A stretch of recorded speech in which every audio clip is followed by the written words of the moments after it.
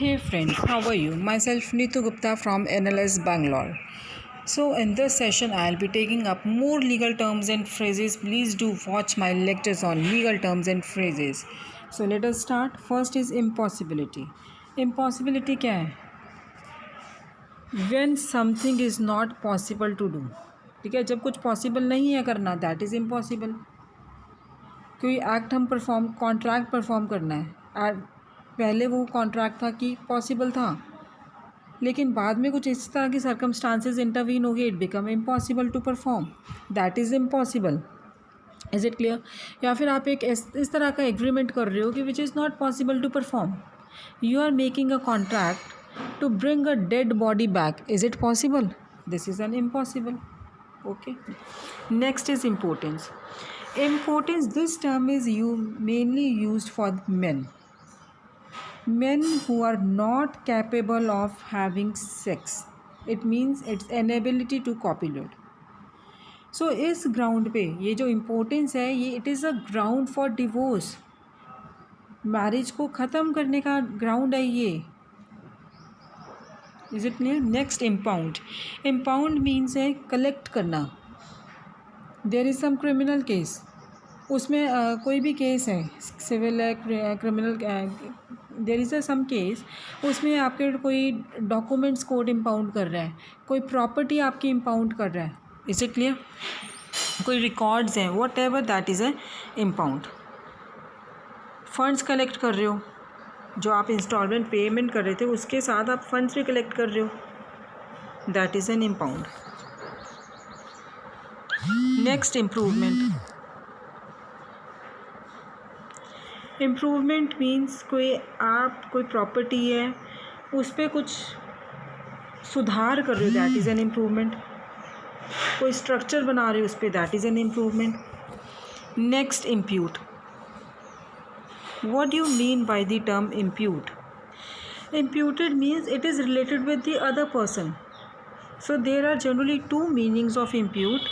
One meaning is that कि अगर आपका किसी से कोई रिलेशन है तो you are responsible for the act done by that person. Is it clear? क्यों किस वजह से आपकी रिस्पॉन्सिबिलिटी अटैच है? Because you have a particular relation. Mother है का चाइल्ड के साथ है, गार्डियन है वार्ड के साथ है, एम्प्लॉयर एम्प्लॉई का, पार्टनर प्रिंसिपल एजेंट का. तो एजेंट की एजेंट के लिए कौन लायबल होगा? It is the principal who will be liable for the agent. Is it clear? So for example, एक बच्चा अपने फादर की कार को ड्राइव कर रहा है विदाउट हैविंग अ लाइसेंस. बच्चा है, सपोज 15 ईयर्स का बच्चा है, लाइसेंस नहीं है, and he met with an accident. तो who will be liable for the child's negligence? It will be imputed to the parents. Is it clear? Next है कि अगर सपोज आपका पार्टनरशिप में ले लो, आप एक पार्टनर को हमने नोटिस दे दिया, तो it means other partner is also expected to have the information. It means that the knowledge is imputed to others also. That is a impute. Is it clear? In absentia, it means it is a Latin phrase and which means in absence. Yeah, in absence, or you can say in one's absence. अब अगर defendant कोई criminal case है and defendant is not present, तो क्या criminal case conduct हो सकता है? We can say criminal के trial is conducted without the defendant being present when he और शी वॉक्स आउट और escapes after the trial has begun. Is it clear? Next, in camera. Camera means you can से chambers में भी है. हम कह रहे हैं कैमरा में हो रही है ये hearings, that is in camera. Privacy में हो रही है, ऑफिस में ये जज के साथ कैमरा में हो रही है, कोई भी नहीं है, सिर्फ पार्टी है, एडवोकेट है. क्लियर? नेक्स्ट, इन चैम्बर्स, वही आ गए इन कैमरास. इन एक्सट्रीमिस. इन एक्सट्रीमिस मीन्स जब आप इमिनेंट डेथ हो रही है, you are facing a imminent death. In fee simple. In fee simple it refers to holding clear title to free real property, कि उस पर किसी का कोई चार्ज नहीं है प्रॉपर्टी पे, कोई that is free from all the encumbrances, you have a good title over the property. In forma pauperis, it is a Latin phrase which means in the form of pauper. Is it clear? In the form of pauper. So what do you mean by the term pauper? pauper है जिसके पास कोई पैसा नहीं है, बहुत गरीब. सो ये जो इनफॉर्मा पॉपरिस है, ये एक लॉ सूट में उस पार्टी को रेफ़र किया जाता है जो बहुत गरीब है और वो उसकी फ़ीस है वो भी कहा जाता है कि you don't pay your fees, means उसकी फ़ीस भी वेव की जाती है. Is it clear? In haec verba, इसे again it is a Latin term which means in these words. तो ये क्या एग्जैक्ट एग्रीमेंट के एग्जैक्ट लैंग्वेज को यूज़ किए जाते हैं, रेफ़र किए जाते हैं, या कंप्लेन केस में ये रेफ़र किए जाते हैं. Is it clear?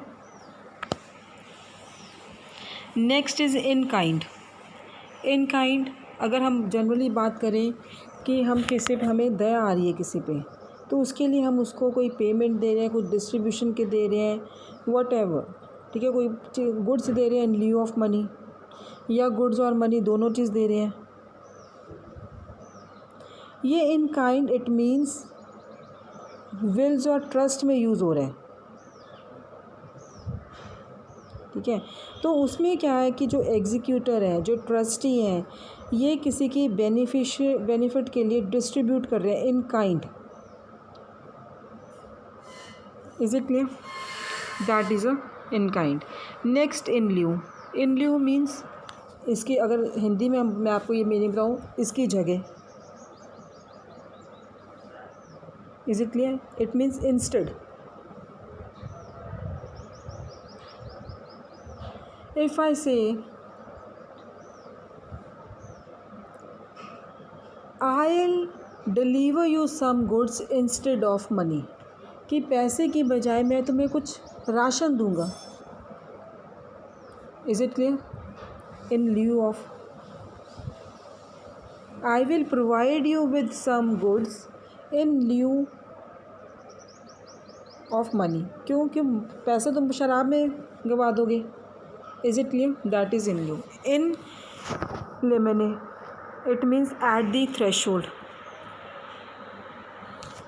इसका मतलब है कि it refers to that motion before a trial begins. कि अभी ट्रायल स्टार्ट नहीं हुआ, आपने ऑलरेडी अपने जो एविडेंसेस हैं वो छुपाना शुरू कर दिए. At the threshold. In loco parent, it means instead of a parent or in place of parent. ये फ्रेज क्या आइडेंटिफाई करता है? फॉस्टर पेरेंट्स, कि ये बच्चे की कस्टडी किसके पास है? फॉस्टर पेरेंट्स इन लोको पेरेंट की बजाय. इंस्टेड ऑफ इसके जो रियल पेरेंट्स है किसके पास है? फॉस्टर पेरेंट के पास है. या हम कह सकते हैं कि ये बच्चा बोर्डिंग स्कूल में है, सो उसकी केयर कौन कर रहा है? वहाँ के एम्प्लॉइज़.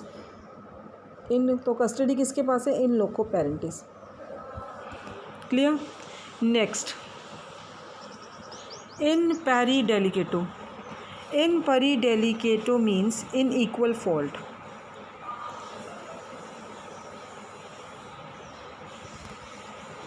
जिसका क्या मतलब है? इट मीन्स टू और मोर पीपल, दो या दो से ज़्यादा लोग, they are guilty of a crime. अब कॉन्ट्रैक्ट लॉ में देखो आप, अगर दोनों पार्टीज़ की गलती एक जैसी है तो कोई भी पार्टी ब्रीच ऑफ कॉन्ट्रैक्ट के लिए क्लेम नहीं कर सकती. अगर कॉन्ट्रीब्यूटरी नेग्लिजेंस है उसमें भी कोई पार्टी नहीं कर सकती. Is it clear? That is in pari delicto means equal in equal fault. In perpetuity, what do you mean by in perpetuity? Which is lasting for ever, बहुत लंबे समय तक.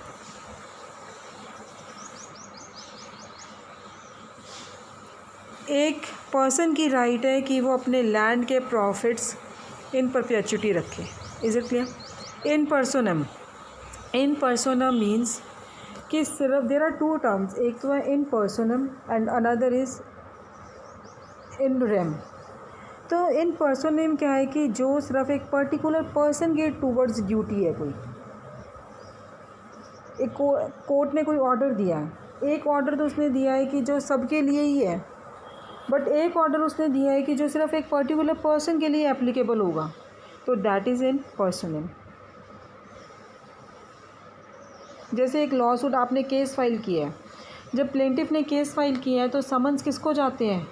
जिसके अगेंस्ट किया है. तो समन्स आर इन पर्सनम. इसलिए सबको तो नहीं है, पूरी पब्लिक को तो नहीं नोटिस जा रहा, पूरी पब्लिक को तो नहीं समझ जा रहे, सिर्फ एक पर्टिकुलर पर्सन को जा रहे हैं. No what is in rem? It is against all the world. In personam it is towards specific person, and in rem it is towards the against the whole world. Is it clear? So in personam judgment है that will be enforceable against only that specific person, but in rem it will be against whole world. Is it clear? Next, improper. It means it is a short form for improperia persona. अब बात आती है कि इम्प्रॉपरिया persona क्या है. इम्प्रॉपरिया persona next आपकी यही legal term है. अपने लिए आप एक्ट कर रहे हो, अपने बिहाफ पे आप कोई काम कर रहे हो. Is it clear? अगर हम लीगल डॉक्यूमेंट्स हैं फाइल कर रहे हैं, उस पर क्या है, पार्टी का नाम है, एड्रेस है, टेलीफोन नंबर्स भी लिखे होते हैं. और लॉयर के तो ऑलरेडी है ही ये name, address, telephone numbers. So हम क्या कहते हैं? Attorney for plaintiff. Is it clear? Next, in re means in regard. In regard क्या होता है? कंसर्न. अगर हम ये कि लॉयर्स के लेटर में आइडेंटिफाई होते हैं इन री स्टेट ऑफ रोहित बजाज, कि in regard of the state of Rohit Bajaj. Is it clear? Next, in rem. Already मैंने आपको डिसाइड कर दिया ये जब हम जजमेंट इन पर्सन हम डिस्कस कर रहे थे. तो इन रेम क्या है? Against the whole world. Next is in terrorem clause. In terrorem clause means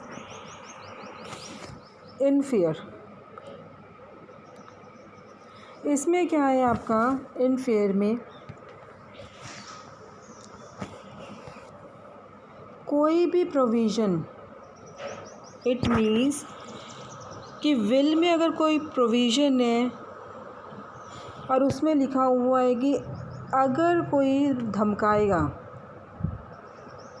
will में धमकाया गया है विच थ्रेटन्स, कि अगर कोई इसकी विल की लीगैलिटी को चैलेंज करेगा या इसके विल के किसी भी पार्ट को चैलेंज करेगा तो उस पर्सन को विल से निकाल दिया जाएगा instead of getting full gift, जो भी विल में लिखा हुआ है.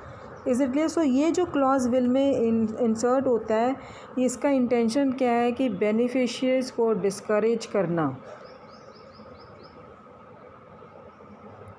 जब विल का जो राइटर था उसकी डेथ हो जाए, अगर विल चैलेंज होगी और ये उसमें चैलेंज होने के बाद ये आ गया कि विल इनवैलिड है, it was due to you can say any reason कि अनड्यू इन्फ्लुएंस की वजह से ये विल इनवैलिड है, या ये मेंटल कैपेसिटी की वजह से वैलिड है, या ये प्रॉपरली एग्जीक्यूट नहीं हुई, then such a clause also freeze. Is it clear? Next, in toto. It means incompletely, in total. It refers to the entire thing कि गुड्स डिस्ट्रॉय हो गए इन टोटो, ये सारे के सारे गुड्स ख़राब हो गए हैं. Next, incapacity. Incapacity means who is not capable of performing certain act. अब हम लॉ की बात, कॉन्ट्रैक्ट की बात करते हैं, उसमें क्या है ना, a person who is capable of performing a contract can only make a contract. Means minor person can not make a contract, unsound mind का नहीं है। अब मैंने आप बोल दिया कि due to some disability you can not perform this job, आप ये एम्प्लॉयमेंट में नहीं है, क्यों, किसी भी बीमारी की वजह से हो, फिजिकली इंजरी की वजह से हो, anything, is it clear? That is incapacity. Next incest. Incest क्या है? Where you are having a sexual intercourse between close blood relatives, brother sister हैं, पेरेंट चिल्ड्रन है, ग्रैंड पेरेंट्स ग्रैंड चिल्ड्रन के साथ, is it clear? That is incest. Inchoate which is incomplete, ठीक है।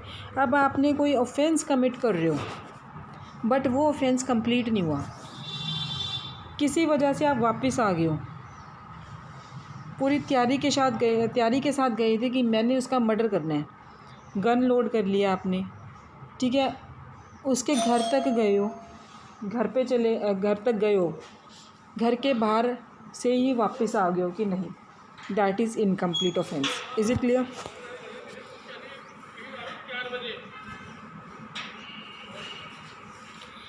Next, incidental beneficiary. What does incidental beneficiary mean? It means incidentally beneficiary is a third party जो किसी contract में, दो लोगों के बीच में कॉन्ट्रैक्ट है और थर्ड पार्टी बेनिफिट हो रही है, बट उनके कॉन्ट्रैक्ट में कोई इंटेंशन नहीं है कि थर्ड पार्टी को बेनिफिट मिलेगा। सो थर्ड पार्टी के पास कोई लीगल राइट नहीं है under the contract, is it clear? It doesn't have the legal right under the contract. अब को ओनर है प्रॉपर्टी का, with a named beneficiary may benefit from monies provided to improve the building they jointly own, या फिर grand general है, they might benefited from his or her parent receiving a gift which could used by the entire family. Is it clear? So in the next session I am going to take up more legal terms and phrases. Thank you.